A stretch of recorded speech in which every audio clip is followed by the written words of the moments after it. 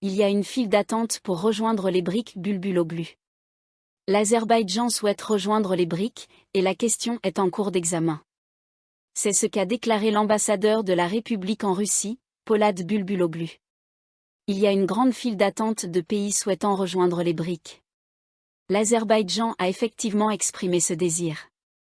Nous en avons discuté avec nos collègues russes, mais c'est également un processus qui demande du travail, a déclaré Bulbuloglu dans une interview accordée à TASS.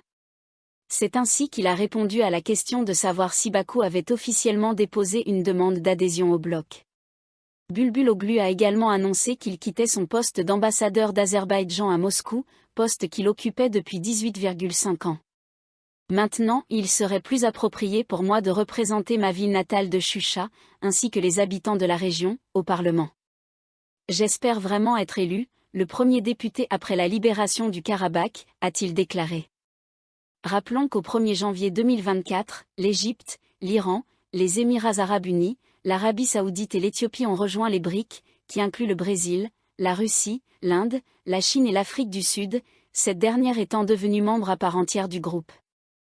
En 2024, la Russie présidera les BRIC, et le sommet de l'organisation se tiendra à Kazan du 22 au 24 octobre. Le système de paiement numérique des BRIC pourrait être un séisme mondial, selon la Russie.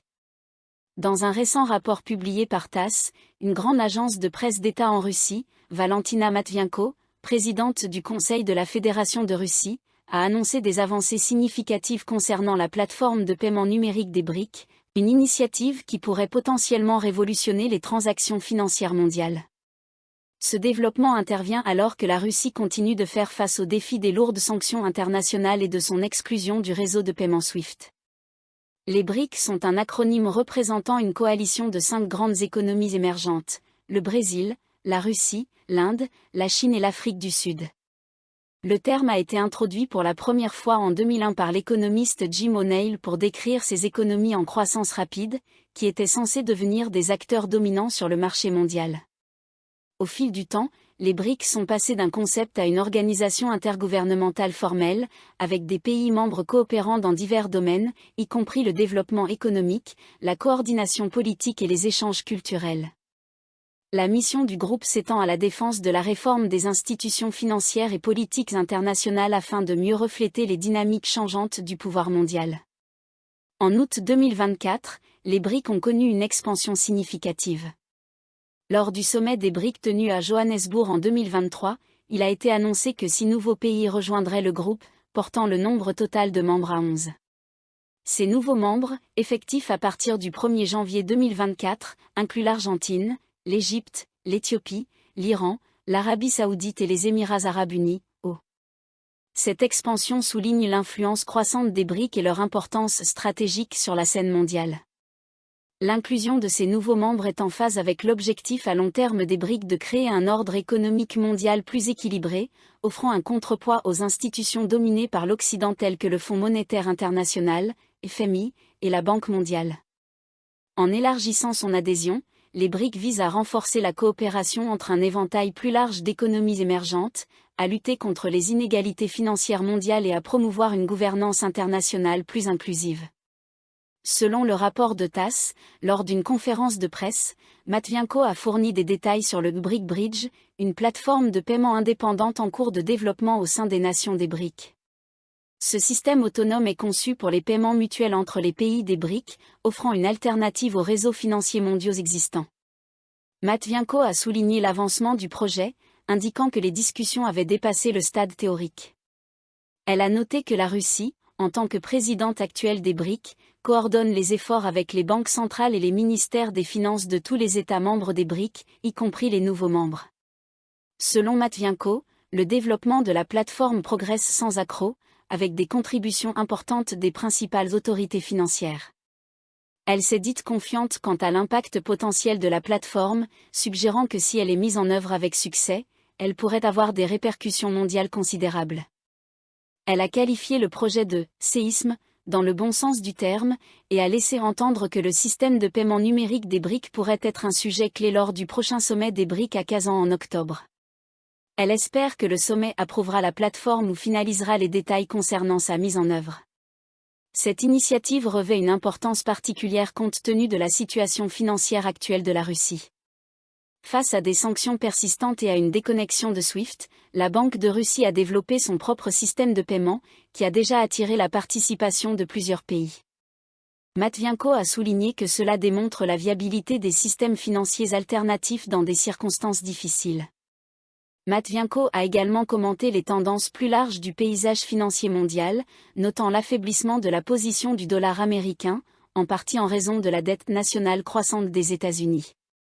Elle a déclaré qu'il y a un mouvement croissant vers des transactions internationales en devises nationales, contournant les systèmes traditionnels comme SWIFT.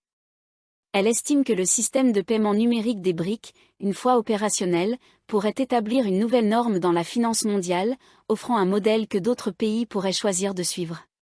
Matvienko a également mentionné que des discussions similaires ont lieu au sein de l'Organisation de coopération de Shanghai, OCS, ce qui pourrait encore étendre la portée et l'influence de cette plateforme. L'adhésion prochaine de la Malaisie au BRIC renforcera les liens économiques avec l'Inde.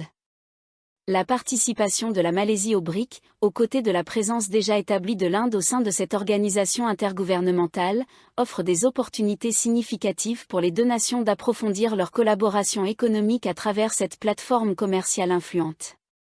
Datuk Ramesh Kodamal, fondateur du Conseil d'affaires ASEAN-Inde, Malaisie, a souligné que l'intégration de la Malaisie au BRIC offrira un avantage stratégique pour renforcer les liens économiques avec l'Inde. Il a déclaré que cet alignement avec les BRIC, combiné aux intérêts communs dans la région Indo-Pacifique, positionne la Malaisie comme un centre commercial et d'investissement essentiel. L'Inde est déjà un membre clé des BRIC.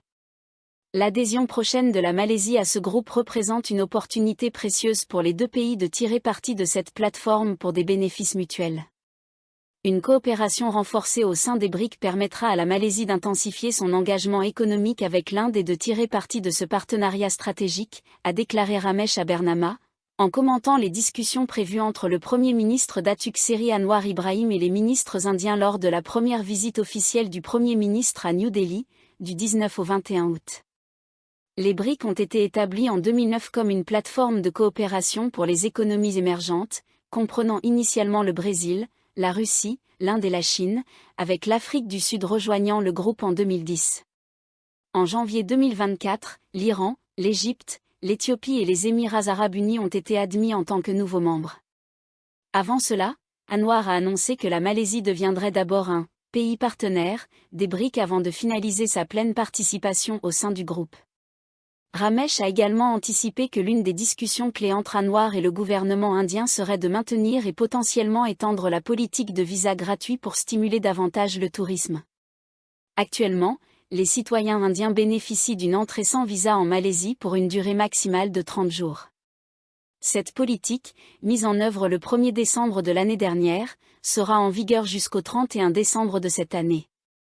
Le gouvernement indien a réciproqué en permettant aux Malaisiens de visiter l'Inde avec un visa électronique double entrée gratuit de 30 jours, du 1er juillet 2024 au 30 juin 2025. Les demandes peuvent être effectuées en ligne via le portail indien des visas, avec une utilisation requise dans les 120 jours suivant l'émission.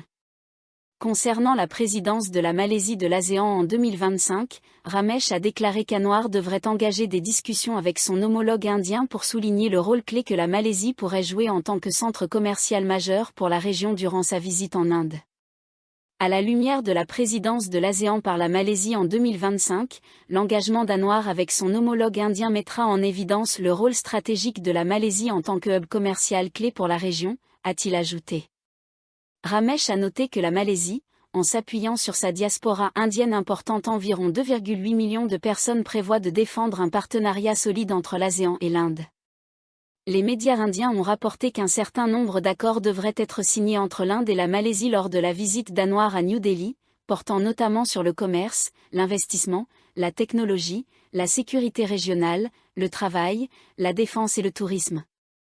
Anwar s'était rendu en Inde en janvier 2019 pour participer à une conférence à New Delhi et avait rencontré à cette occasion le Premier ministre indien Narendra Modi, mais ce sera sa première visite dans le pays depuis qu'il est devenu Premier ministre en novembre 2022. Les relations diplomatiques entre l'Inde et la Malaisie, qui remontent à 1957, sont passées d'un partenariat stratégique en 2010 à un partenariat stratégique renforcé en 2015. Le commerce bilatéral entre l'Inde et la Malaisie a dépassé la barre des 20 milliards de dollars US, un dollar US égale 4,43 RM, en 2023 à 2024 et devrait atteindre 30 milliards de dollars US d'ici 2025.